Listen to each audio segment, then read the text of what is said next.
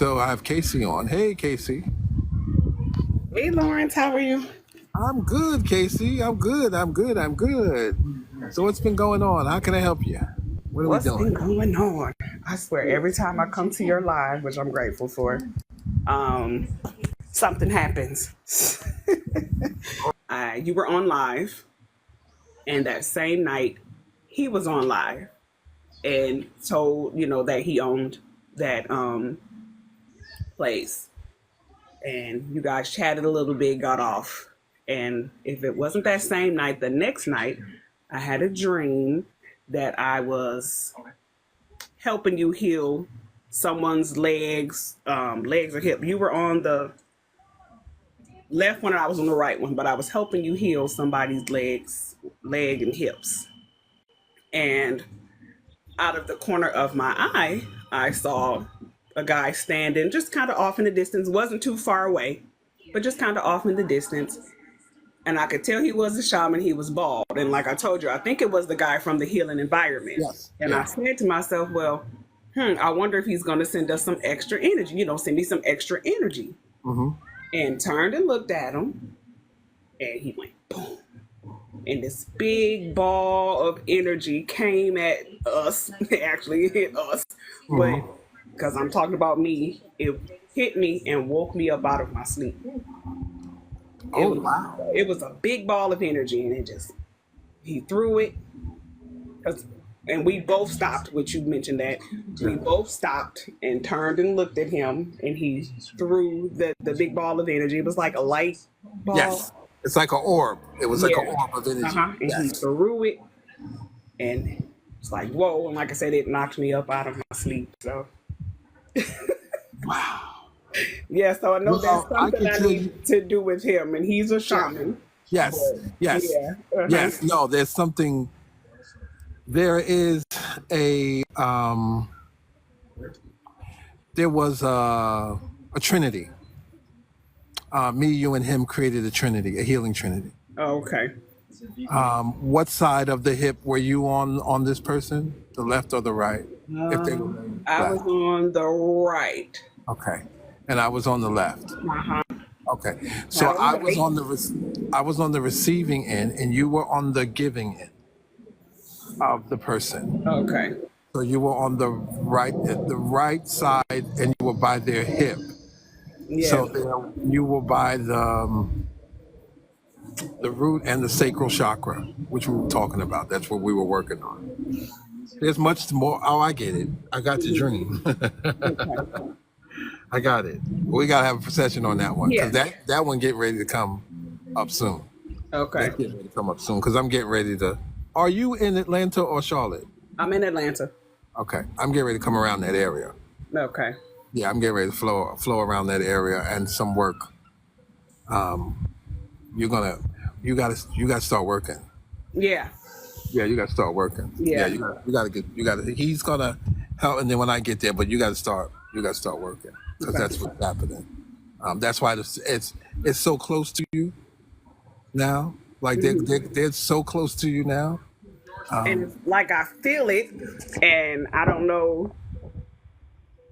I just feel like something's about to happen for my spiritual me. Yes. Like I've done the things throughout the years, the hearing the telephone, the door knocks. Yeah. Stuff happened, been able to feel other people's energy at all times. One of my uncles passed. I saw it before it happened. If that makes sense. Saw it before it happened. So just some of the things throughout the years I've been able to pick up and give little mini readings to people. Well, the healing part of you, that's what's happening. That's what's going on. That when you move past seeing it to healing it. Okay. And that's the part where it's going to make sense. The connection with the sacral and the root, because that's where your people are.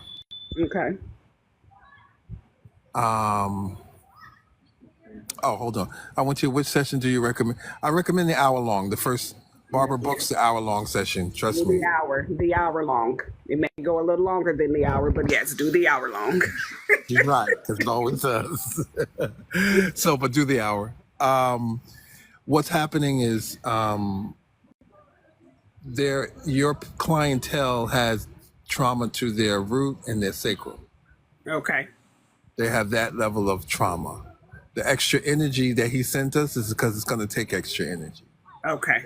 Ancestral, and a lot of people have it. I wouldn't say a lot of people. The people that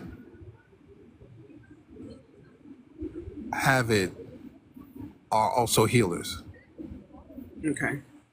So there are people who are in the healing profession as well. Sometimes you maintain healers. There's a thing that I've always told people. There are healers that just maintain us. I maintain healers. Not every healer can maintain another healer Right. like that. They just heal and they go on. But there are some of us who actually work. We know the energy. We know exactly what they have because they are doing this type of work. And so our root and our sacral always needs extra energy. Always needs that level of extra energy in order for that to occur. So when we do our next session, bring these points up because I have to, and get a big piece of I have to draw out something for you. They're giving me there's something that I draw out that you use as a guide, and it may be the human body or it might be a it's like a sacred geometric shape that you're ready to learn. Okay. Let's see, the people that you're helping are also not human. Like I'm not really human and neither are you. You know what I mean? So some of this stuff, you got to be us to heal us like that. Because you'll be looking for stuff because we have our organs in certain different places and we move energy. So the part that I have to help you with is knowing who is a Lemurian when you see one, who's an Arcturian when you see one. Mm-hmm. Like who is an Atlantean when you see one. Like there are certain things that we have, like I'm an Arcturian, but I have a lot of different DNA, but I'm an Arcturian. I'll be leading with my Arcturian things, and I'm very heady. Right. Be in my head. Like that. Arcturians, you can't get us out of our head. That's who we are. But it's hard to, you work with Arcturians, you'll be working with us because we understand each other. Okay. We don't have to talk. We understand each other. We could be in the room. We just go at it. We just do what we need to do. And if you leave us in the field, we'll know what to do. We don't need guidance like that. We don't require guidance like that. We don't need that. Huh. We just require guides, but we don't need guidance like Pleiadians. Some of them, they need guidance because they are not associated with humanness as much as we are. Okay. Makes sense. We have a little bit more connection to the human energy. You have to understand sacred geometry. Then you're going to have to know the moon phases that are coming up. Those moon phases are very much connected to you. Yep, I like the moon too. Yeah, they're very much connected to you. So when we have our session, write those things down because I'm going to give you, and I have to give you a mediumship class. Because you see these little readings you're giving, they're not really little. They're not really little? Okay. No, they're not really little. You're saying they're little, but they're not really little. Right. You blowing them people away and you blowing them out of their body. And see the little white lights around certain people, and then certain people, I get a ringing. Yes. There's a ringing. Yes. Look, a guy came through the other day, and as soon as he got right within range of me, the ringing started. I had another guy do that a time. I'm a nurse, so just around certain people, there's a ringing when it comes to certain people, but some people I get white lights. So. Yes. Certain people you get white lights, certain people you get ringing. That's what I mean. Because you're a nurse, you've run into different species of people. Right. And the ringing is what I've been telling people, and we've learned this recently. This is a recent thing, so I have to do a video on that. Drop your jaw when you hear the ringing. Mm-hmm. Drop your jaw. Let it get in to the lower jaw and the throat. Okay. It has messages. This ringing, because it's caught in our head, it beats in, and we have our mouth closed. Mostly we have our mouth closed when it happens. Right. We have our mouth closed. But let it flow through. Okay. And be like, okay, because what's happening is that being has already communicated with you. It's you might be looking at the host, not the being. Right. And it's just so interesting because they do kind of stop and look at me. Yeah. 'Cause, like, I They kind kind of of, yeah, they let you know, like, you're one of Yeah. us. Okay. You're one of us. You're one of us. So when we do that, we're going to, because of you as a nurse, I'm going to go through some of the things that are necessary right now for you Okay. as a nurse to do. Like, know that the hospital is a temple. Know the direction that you walk into that hospital. If you walk into that hospital on the east or the west or the north or the south, there's a purpose. There's an energy that you're walking in the hospital with because Okay. of the direction of the hospital, Okay. like that. Okay. If you're working around 4:44 a.m. or 4:44 p.m., recognize where your head is at. Okay.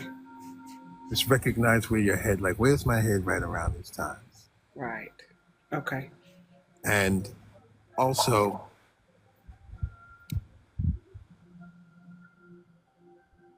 you know when someone's going to die, chart it on your phone. Okay. Because this is an opening that happens. A lot of souls pass through. You've been there so many times. You're unaware of the opening, but it's around you. Okay. It opens up around you. It opens up around you. Like, it might be small, and then you might come back and be like, okay, somebody leaving because the opening is big. The opening Right. got big. Yeah, you'll be like the opening guy, and it's more than one, and you'll be like, it's more than one, because it seemed like a couple of people be getting ready to leave up out of here. I understand. Get into, when I work with you, we're going to get into when it opens up and where are you and how do you feel, because you also know about death. Like, you know about death, not just people die. You know when they're going to die, if it's necessary. You know when they're going to die, if it's necessary. But they don't. There are a lot of them that don't actually go anywhere, and they're in the hospital. Okay.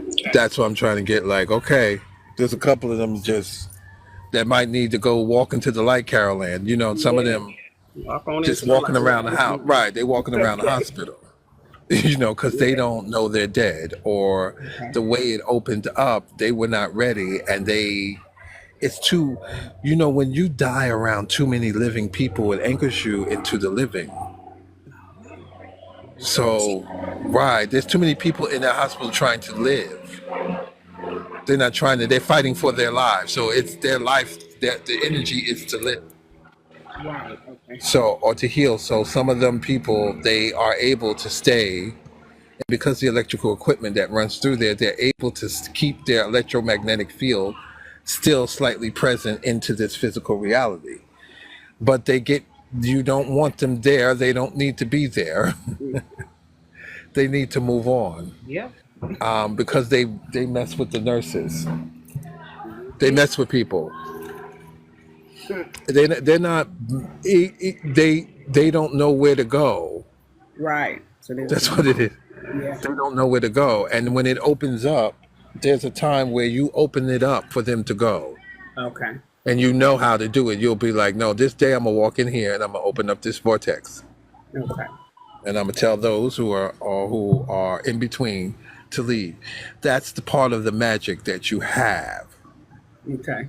That part of you and that magic thing that you have is really bigger, and that's why the mirror work is really past life work, but it has a lot to do with death. It has a lot to do with death. It doesn't have to, like it, I mean, it is a gateway to it, in Okay. a sense. You figure out, what part of death you want to look at, but the mirror in the sink, in the water. Oh gosh. Oh gosh.